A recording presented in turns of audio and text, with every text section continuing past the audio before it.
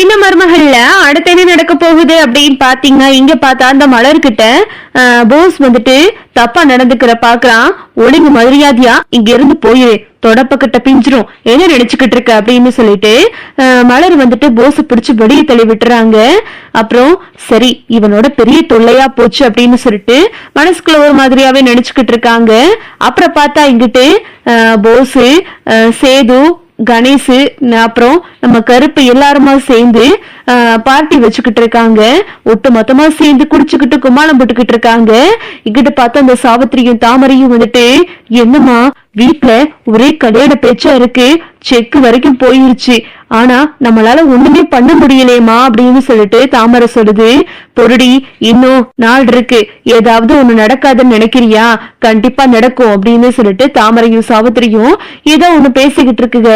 இங்க பார்த்தா சித்ராவும் நம்ம ஈஸ்வரியும் வந்துட்டு, அடியே அந்த செக்க அந்த கிழவி வாங்கிருச்சுடி, கை கட்டினது வாய் கெட்டாம போயிருச்சு, கொஞ்சம் விட்டுருந்தா அந்த செக்க வாங்கியிருப்பேன், 1 கோடி ரூபாய் அப்படின்னு சொல்லிட்டு ஈஸ்வரி வந்து பதையா பதைக்குது. உடனே சித்ரா சொல்லுது, அம்மா விடுமா, எப்படியா இருந்தாலும் நமக்கு தானே பெரியப்பா கொடுக்க போறாரு, எதுக்கு நீ கவலைப்பட்டுக்கிட்டு இருக்க, எப்படியும் இந்த கல்யாணம் நடக்க போகுது, அந்த 1 கோடி ரூபாய் நம்ம போஸுக்கு கிடைக்க போகுதுமா அப்படின்னு சொல்லிட்டு சித்ரா பேசிக்கிட்டு இருக்கு. இங்க பார்த்தா பார்ட்டியில காவியா நந்தினி அடிக்கடி போன் பண்ணிக்கிட்டே இருக்காங்க. ஒரு நிமிஷமே, நான் காவியாவை போய் பாத்துட்டு வரேன் அப்படின்னு சொல்லிக்கிட்டு இருக்கான். அந்த பார்ட்டியில வந்துட்டு காவியா ஓயாம போன் பண்ணிக்கிட்டே இருக்காங்க. அந்த போஸ் வந்துட்டு காவியா போனை பார்த்ததுமே பதறி அடிச்சு, அண்ணனே ஒரு நிமிஷனே, காவியா போன் பண்றா, நான் பேசிட்டு வந்துடுறேன் அப்படின்னு சொல்லிட்டு போஸ் போன் எடுத்துட்டு ஓடி போயிடறான்.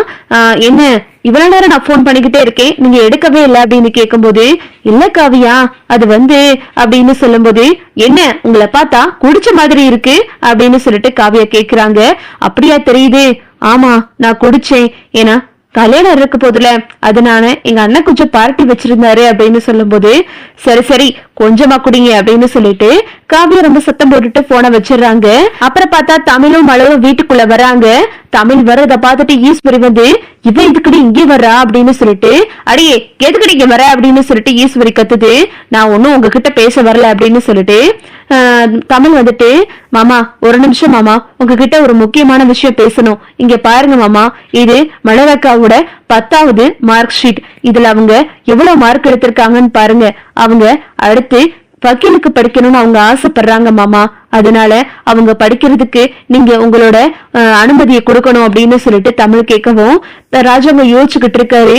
இங்கிட்ட பார்த்தா ஈஸ்வரி வந்துட்டு, ஏற்கனவே இந்த வீட்டு மருமக ஒருத்தி படிதாண்டி படிக்க போனது பத்தாதா, இன்னொருத்தி வேற போகணுமா அப்படின்னு சொல்லிட்டு ஈஸ்வரி கத்துது.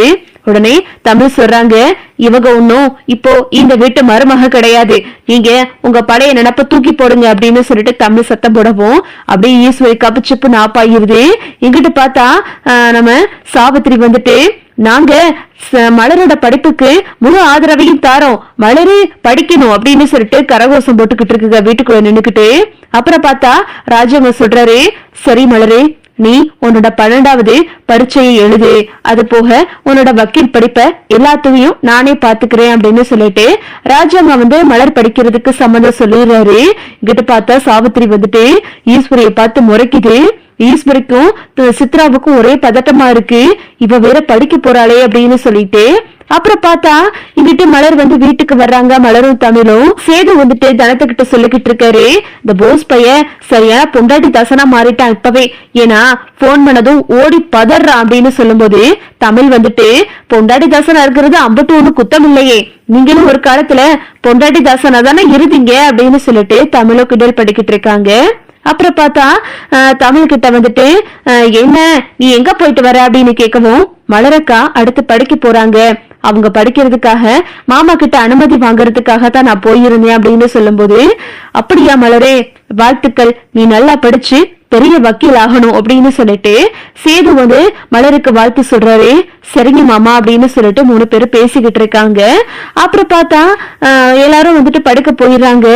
அக்கா என்னக்கா ஏதோ யோசனையாவே இருக்கீங்க அப்படின்னு கேட்கும்போது, அது வந்து தமிழ், இன்னைக்கு நான் வீட்டுல இருக்கும் போது அந்த போஸ் திரும்பவும் வீட்டுக்குள்ள வந்து என்கிட்ட தப்பா நடக்க பார்த்தான், நல்லவேளை நான் தொடப்பக்கிட்ட பிஞ்சிரும் அப்படின்னு சொல்லிட்டு அவளை தள்ளி விட்டு வீட்டை விட்டு வெளியே விரட்டிட்டேன், எனக்கு கொஞ்சம் பயமாவே இருக்கு அப்படின்னு சொல்லும் போது, அக்கா அக்கா எதுக்கும் பயப்படாதீங்கக்கா, அடுத்த தடவை வந்தா தொடப்ப கட்டாலே அடிச்சிருங்க அப்படின்னு சொல்லிட்டு தமிழ் சொல்லிக்கிட்டு இருக்காங்க. அப்புறம் பார்த்தா மறுநாள் ஆயிருது. சேது கல்யாண வேலையை பாக்குறதுக்காக வெளியே போயிட்டாங்க. நம்ம தனம் வந்துட்டு குளிக்க போயிட்டாங்க. இங்கிட்டு பார்த்தா திரும்பவும் வந்துட்டு மலர் வந்துட்டு ஏதோ வீட்டுல வந்துட்டு கிச்சன்ல சமைச்சுக்கிட்டு இருக்காங்க. கரெக்டா திரும்பவும் போஸ் வந்துட்டு கிச்சன்ல மலரை பார்த்துட்டு, நேத்துதான் இவ விரட்டி விட்டுட்டா, இன்னைக்காவது நம்ம ஏதாவது முயற்சி பண்ணி பார்க்கலாம் அப்படின்னு சொல்லிட்டு திரும்பவும் கிச்சனுக்குள்ள போறான். அவுட் ஹவுஸ்க்கு வந்துட்டு கரெக்டா அந்த நேரம் பார்த்துட்டு காவியா வர்றாங்க. காவியா வந்துட்டு காவியாவை பார்த்ததுமே இங்கிட்டு ஈஸ்வரி வந்து, ஐயோ இந்த வெட்ட மருமக வந்திருக்கா அப்படின்னு சொல்லிட்டு, வா காவியா வா அப்படின்னு சொல்லிட்டு எல்லாம் வரவேற்றுக்கிட்டு இருக்காங்க. என்னமா திடீர்னு வந்திருக்க அப்படின்னு கேட்கும் போது, இல்லத்த இந்த மாதிரி நான் போஸ பார்க்க வந்தேன், திடீர்னு போஸுக்கு ஒரு சர்ப்ரைஸ் விசிட் கொடுக்கலான்னு வந்திருக்கேன் அப்படின்னு சொல்றாங்க. என்னமா திடீர்னு வந்திருக்க, போஸ் எங்க அப்படின்னு சொல்லிட்டு போஸ தேடிக்கிட்டு இருக்காங்க. போஸ பார்த்தா ஒரு இடத்துலயும் காணோம். அடியே போஸுக்கு போன போடுறீ அப்படின்னு சொல்லிட்டு சித்ராவுக்கு வந்து சொல்லவும், சித்ரா போன் பண்ண யாருமே போனை எடுக்கவே இல்லை. அப்புறம் பார்த்தா இருமா எங்கன்னு பாப்போம் அப்படின்னு சொல்லும் போது, இருங்க ஆண்டி நானே போய் பார்த்துட்டு வரேன் அப்படின்னு சொல்லிட்டு வெளியே வந்துட்டு காவியா வந்து வெளியே வீட்டை சுத்தி பாத்துக்கிட்டு இருக்காங்க. கரெக்டா அவுட் ஹவுஸுக்கு வர்றாங்க. அவுட் ஹவுஸ்ல பார்த்தா இங்க மலர் கிட்ட வந்து கையை பிடிச்சு வம்பு பண்ணிக்கிட்டு இருக்கான். இந்த ஒரு தடவை எனக்காக நீ இனிமே நான் உன்னைய எதுவும் தொட முடியாது, உன்கிட்ட ஆசையா கூட பேச முடியாது, உன்னைய எனக்கு ரொம்ப பிடிக்கும், ஆனாலும் நீ என்ன விவாகரத்து பண்ணிட்ட அப்படின்றது ஒரு காரணத்துக்காகத்தான் நான் உன்னை விட்டு விலகி இருக்கேன், ஆனாலும் நான் உன்னை இப்போ ரொம்ப காதலிக்கிறேன் அப்படின்னு சொல்லிட்டு போஸ் வந்து மலர்கிட்ட சொல்லிக்கிட்டு இருக்கிறத காவியா பாத்துறாங்க. டேய் ராஸ்கல் அப்படின்னு சொல்லிட்டு அந்த இடத்துல காவியா வந்து போஸ அடிச்சு போறாங்க. இத பாத்துட்டு ஈஸ்வரி வந்து, ஐயோ இவனுக்கு என்ன பண்ணாலும் புத்தியே வராது, இப்படி போய் அழைகிறானே கிடந்து, ஏன்னா இப்படி பண்றானோ, பல நழுவி பால விழுகிற சமயத்துல இவ வேற ஏதாவது பண்ணி வச்சிடறானே. ஆமா காவியா இவ ஏதோ குடிச்சிட்டு தெரியாதனமா பண்ணிட்டாமா, நீ அதெல்லாம் பெரிய மனசு பண்ணி எடுத்துக்கிறாதமா அப்படின்னு சொல்லும்போது, ஒரு நிமிஷம் யாரும் என்கிட்ட பேசக்கூடாது, நான் முடிவு பண்ணதான் இவன் பாட்டுக்க குடிச்சிட்டு என்ன வேணா பண்ணா நான் அதை ஏத்துக்கிற முடியுமா? எனக்கு போய் பேசுறவங்களை கண்டாலே சுத்தமா பிடிக்காது. இவனை பார்த்தா பக்கா ஃப்ராடு மாதிரி இருக்கு. இவனை கல்யாணம் பண்ணிட்டு என்னால வாழ முடியாது. அங்கிள் சாரி அங்கிள், நான் இங்க இருந்து கிளம்புறேன் அப்படின்னு சொல்லிட்டு காவியா கிளம்பிக்கிட்டு இருக்காங்க. காவியா ஒரு நிமிஷம் காவியா, நான் ஏதோ புத்திக்கிட்டு போய் பண்ணிட்டேன் காவியா, என்ன மன்னிச்சிரு காவியா அப்படின்னு சொல்லிட்டு காவியா அவ காலில் விழுந்து போஸ் கதறிக்கிட்டு இருக்கான். ஈஸ்வர் வந்து போஸ போட்டு அடிச்சு, அடி லூசு பயலே, உனக்கு விவாகரத்து ஆயிருச்சுடா, அந்த பொண்ணு உனக்கு நிச்சயம் பண்ணியாச்சு, இன்னும் 2 நாள்ல கல்யாணம் நடக்க போகுது, அதுக்குள்ள என்னடா உனக்கு அவசரம், இவகிட்ட எதுக்குடா போன, இவ ஒரு வேலைக்காரிடா அப்படின்னு சொல்லிட்டு ஈஸ்வர் வந்து லபோ திப்போன்னு கத்திக்கிட்டு இருக்கு.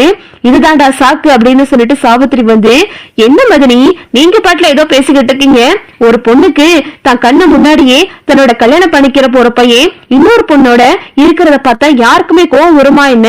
ஆமா காவியா நீ பண்றதா சரிமா, நீ இவனோட எல்லாம் வாழாத அப்படி இப்படின்னு சொல்லிட்டு காவியா கிட்ட ஏத்தி விட்டுக்கிட்டு இருக்கு இந்த சாவித்திரி. நான் யாரு சொல்றதையும் கேக்குறதா கிடையாது அப்படின்னு சொல்லிட்டு காவியா நந்தினி வந்து அங்க இருந்து கார் எடுத்துட்டு கிளம்பிடுறாங்க. என்ன பண்றதுன்னே தெரியல, என்ன போஸ் இதெல்லாம் அப்படின்னு சொல்லிட்டு ராஜு அங்க வந்து போஸ அடிச்சு போடுறாரு.